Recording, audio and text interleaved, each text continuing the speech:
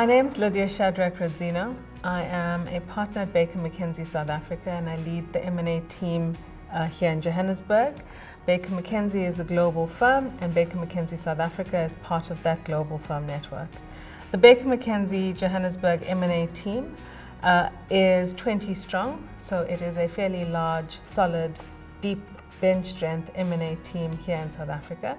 We work on local transactions as well as multi-jurisdictional cross-border transactions as well as global transactions. I'm incredibly proud of this team, which is made up of majority women. Some thoughts on what it takes to be a successful M&A lawyer in this market and globally. So the base level should be good, sound technical skills. If you're going to hold yourself out to be an M&A lawyer, you need to understand what M&A means. M&A comprises a good, deep understanding of corporate law, the Companies Act in the jurisdiction that you're working with, the listings requirements in the jurisdiction that you're working in, as well as a good understanding of your client's needs, the environment, the political environment, the regulatory environment, and the geopolitical impacts that impact and affect that environment. The second thing that I think is critical to being a successful M&A lawyer is good relationship skills. You need to be able to have deep client relationships as well as good relationships with your colleagues and people in the industry. People skills are also another critical component of what we need in the M&A world and actually in the legal world. Without those soft people skills, you're going to struggle because you need to be able to marry the technical skills, the academic skills, and the softer skills to bring people together, because it's not what you know or what you say, it's how you say it and how you bring it all together that's going to land in the right way that will ultimately make the difference and an impact. Teamwork is one of the core components of a successful M&A practice. This is not an individual sport. I've always said it is a team sport. I couldn't do what I do without a solid team around me. And that team is not sort of a fluid, evolving team that comes in and out to suit my needs for convenience. The plan is to actually develop that team to be solid M&A practitioners in their own rights with their own practices.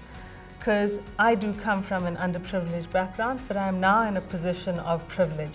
And I want to use that position of privilege in order to empower those around me to come up through the ranks and have successful M&A practices in their own right. The modern M&A era requires lawyers to leave their egos at the door.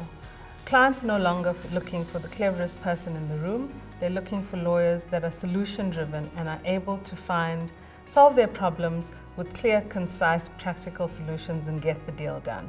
So one of the things they don't teach you at university is that you actually have to be a really good project manager in order to be a successful M&A lawyer. Because you will be managing large projects with different components that are moving all of the time with many people and different teams and different departments feeding into an M&A transaction. I'd like to touch on this concept of work-life balance that most people out there seem to be striving for. My advice on this is let go of it. It doesn't exist. What you actually need to be doing is building balance into your entire life and weaving that balance through what you do at work and what you do outside of work.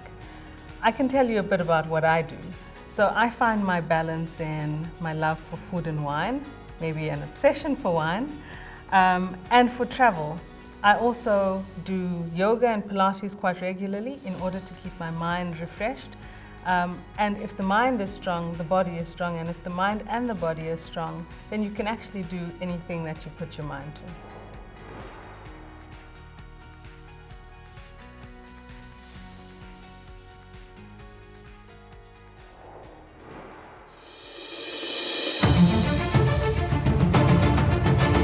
The Individual DealMaker of the Year award goes to Lydia Sharach-Razzino. For me, this moment's a lot bigger than me, even though it's a huge moment in my personal life and career. It's so much bigger because it's a huge moment for the industry, but an even bigger moment for women in this industry. I think one more time for the first ever Woman DealMaker of the Year. Ladies and gentlemen,